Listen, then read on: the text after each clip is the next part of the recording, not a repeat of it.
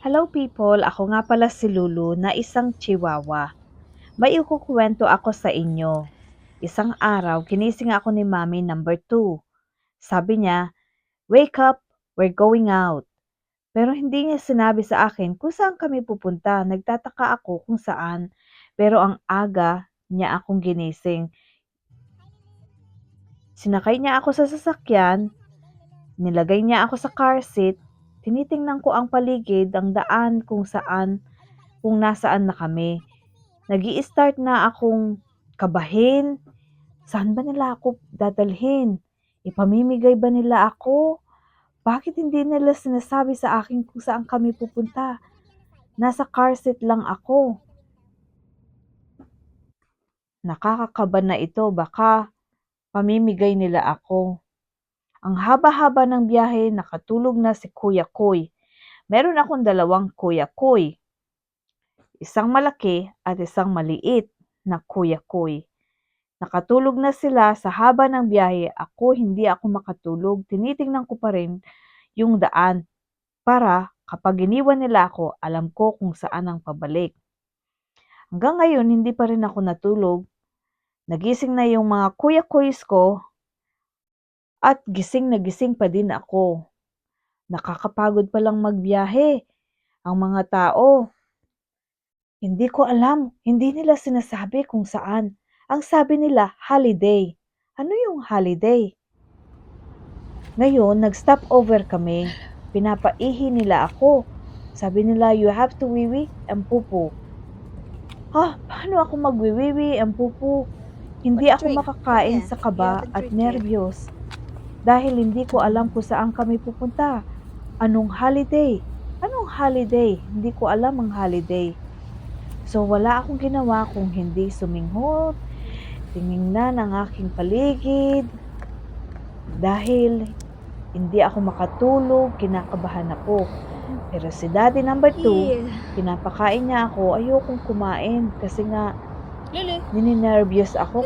Pagkatapos nilang kumain at nagpahinga, nagbiyahe na naman kami. Eto na naman, mahabang biyahe na naman, saan na naman kaya ito?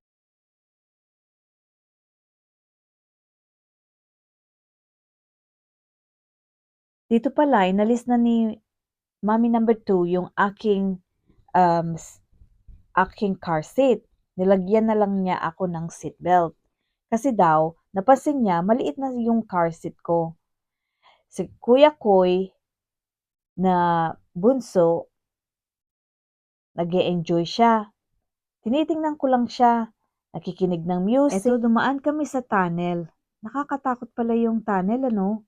Madilim. Mabilis pa yung takbo ni Daddy number 2. Sabi nila, malapit na kami. Nung nakarating na kami sa aming pupuntahan, sabi nila matutulog kami ng mga ilang araw dito. Alam nyo, pinapakain ako Look ng at all the blackberries ni Mami. Marami daw mga blackberries dito, mga wild.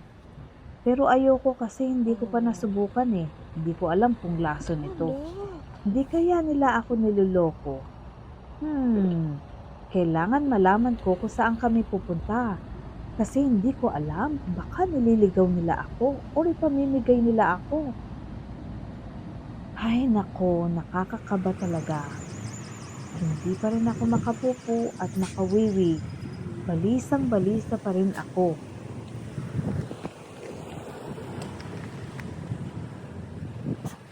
Sabi nila papasok na daw kami sa aming titirhan ng mga ilang araw. Pwede daw ang mga chihuahua dito o ang mga aso. Nagmamadali akong pumasok sa kwarto kasi nga baka maiwanan ako. At syempre titingnan ko kung may danger na mangyayari o may kalaban. Kailangan mauna ako sa aking daddy number 2. Pero syempre siya ang may dalang susi kaya hindi rin ako makapasok. Kaya nung pumasok ako sa aming kwarto, ang sabi nila, ito daw ay hotel. Eto na, pumasok na kami sa aming room. Ang sabi nila, ito daw ang titirhan namin ng mga ilang araw at matutulog daw kami sa isang room, kaming 5. Kasya kaya kami dito? Tingnan natin.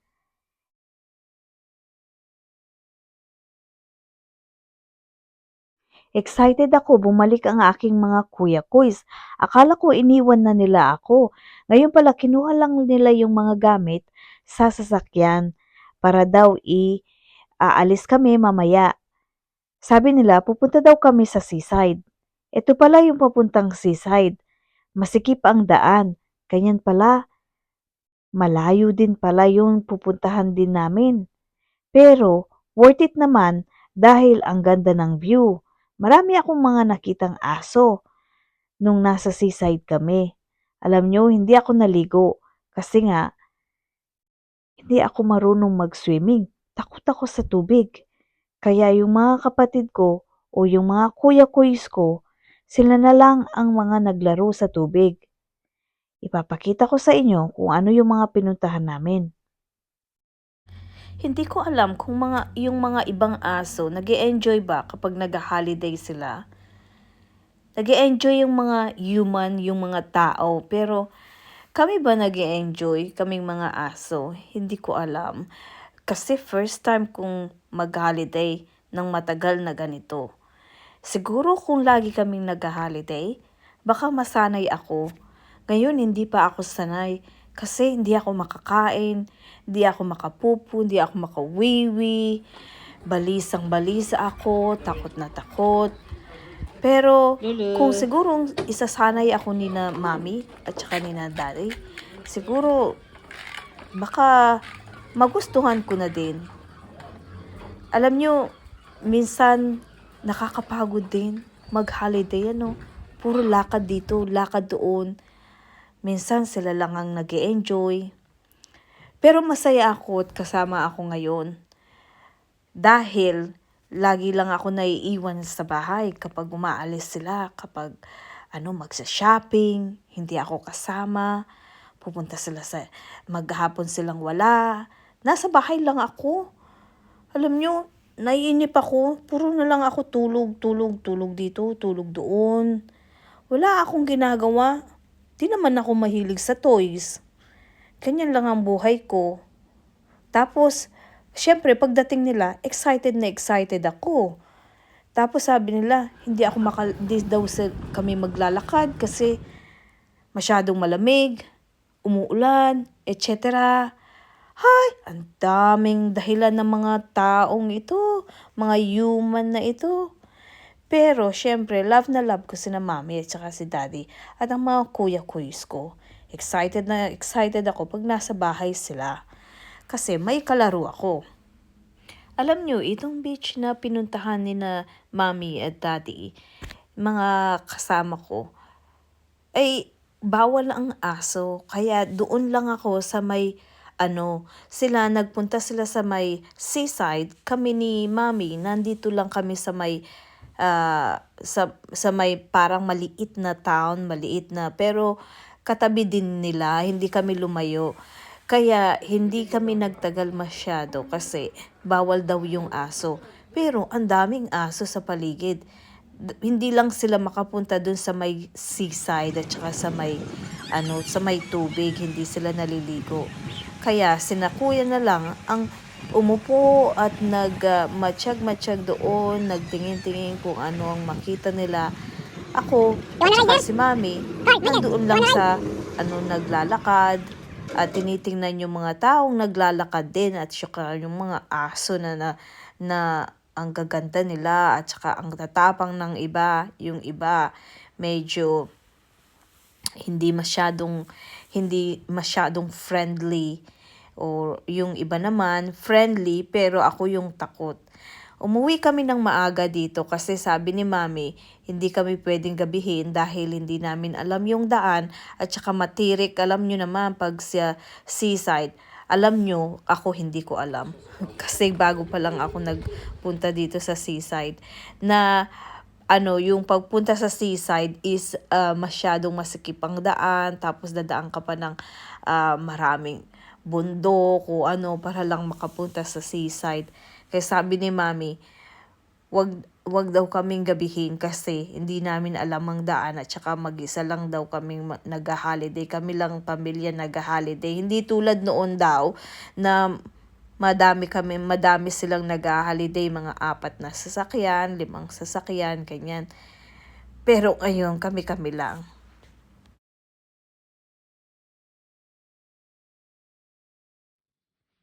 Eto na nga, nakauwi na kami sa aming hotel. Pagkatapos akong hilamusan ni Mami, sabi niya mahiga daw ako sa floor, sa my bed. Ayoko nga, baka kung umalis sila maiwan ako. Kaya doon ako kina Kuya natulog, doon sa bed ni Kuya, doon ako natulog. Pangalawang araw naman, nag-go-karting sina Kuya. Mainit dito, parang ayoko dito. Pero pinanood ko lang sila maingay yung pag-go-karting nila. Yun lang ang ginawa namin. Halos kalahating araw silang nag-go-karting. Para nag-enjoy naman sila. Walang masyadong aso dito, walang masyadong ganap dahil bitbit ako ni Mami at saka ni Daddy. Dahil baka daw mga gat ako. Bakit kaya sila takot na mga gat ako? 'Di ba? So, ngayon, biyahe-biyahe lang. Pasyal dito, pasyal doon. Tapos, pumunta kami sa isang, namang beach. Ang sabi ni Mami, pupunta kami sa my beach. Titingnan nila kung pwede daw yung mga aso doon. So, parang pwede naman, nung tinanong nila yung lifeguard, pwede naman daw yung aso. Kaya, go kami. Siyempre, gustong-gusto ko din makalaro sa may seaside.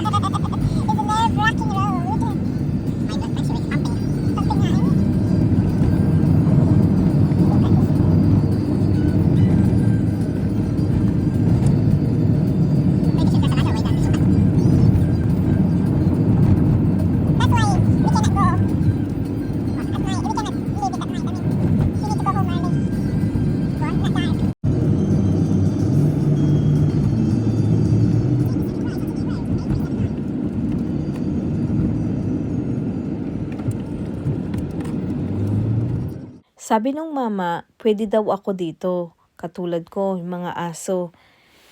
Sabi nila, kaya nilagay ako ni Mami sa stroller para hindi daw ako mag-react sa ibang aso at binitbit na lang nila ako.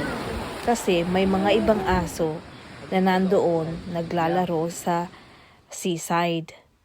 Kaya ito, nag-relax lang kami. Don't eat the sun. If Village steps on this side, ay natin aso Where? Pero no, kinarap.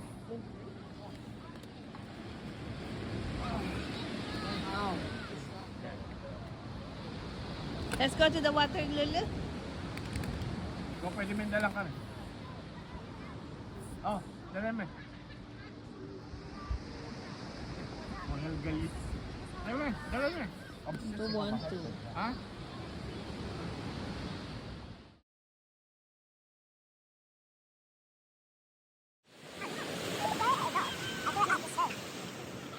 I wanna be.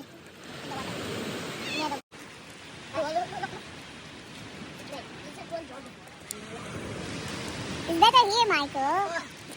You might gonna. Hot water.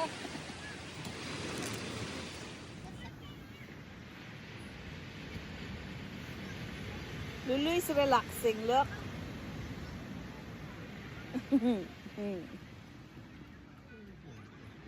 Lulu. Lulu, come.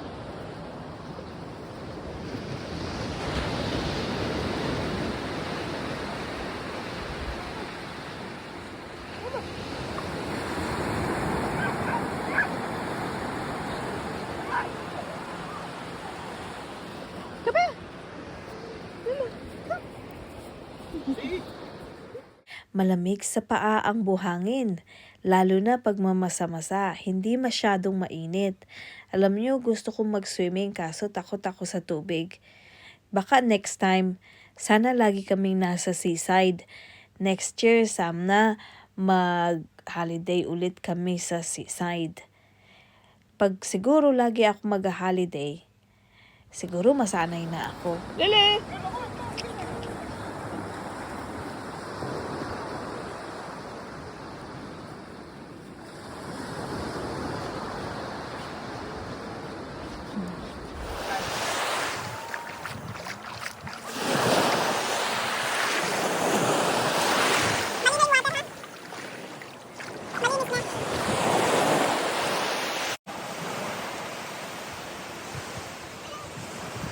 Oliver, Lulu. Look, Lulu. Teddy Island.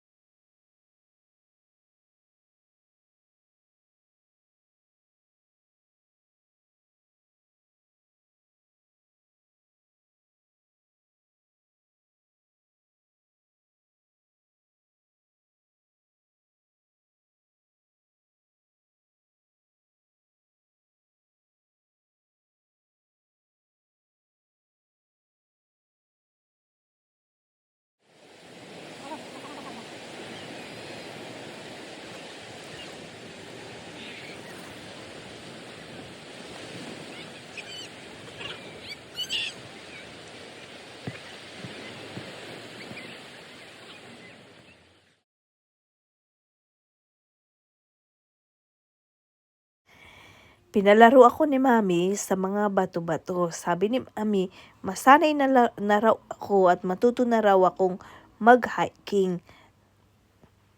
Dahil yun ang susunod naming adventure. Hala, patindi ng patindi ang adventure namin. Kaya naglaro-laro lang kami dito. Nag-enjoy naman ako, hindi lang halata.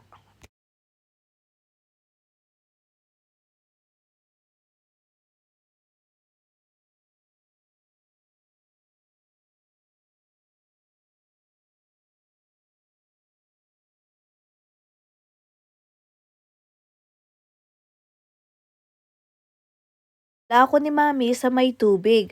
Hala, lulunurin yata ako. Alam naman niya na malamig ang tubig at hindi ako marunong mag-swimming. Bigla-bigla akong tumakbo palayo sa tubig. Si Mami talaga, Lulu, come on! kahit kailan, gusto niya lunurin niya ako. Dapat mag-swimming lesson muna ako, no?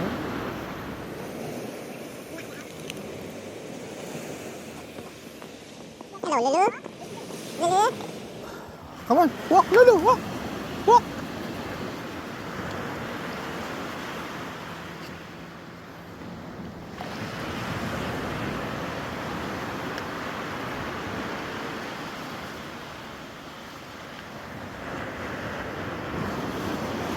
Go, go, go!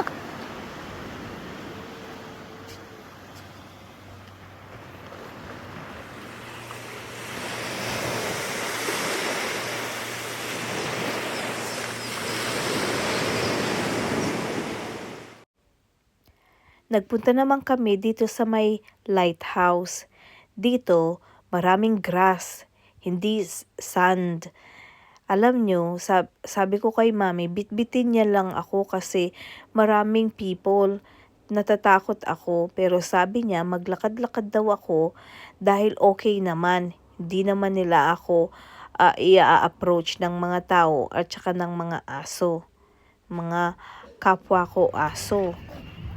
Kaya naglakad-lakad ako, in-enjoy ko na lang yung grass. Alam nyo, nag-stroller kami dito. Sinakay nila ako sa stroller kasi daw maraming tao, baka kagating ko sila. Kaya nilagay ako sa stroller at bantay sarado ako ng dalawa kong kuya. Ganyan kami kapag nasa may maraming tao kami. Alam nyo, may bata na nag-approach sa akin. Bigla niya akong, tatangkain niya akong himasin. Ipipet sana niya ako. Kaso hindi na warningan ni daddy kaagad na bawal ipet ako. Kaya natakot akong bigla. Akala ko i-a-attack niya ako. Susugurin niya ako. Ngayon, syempre, Lulu. bigla akong tumahol, bigla akong ginrab. Hindi ko naman siya kinagat. Syempre, hindi ako mangangagat. Tatakutin ko lang sila ng slight lang. Umiyak ng konti yung bata. Nag-apologize na lang si mami. Sabi niya ni mami, nangangagat daw ako.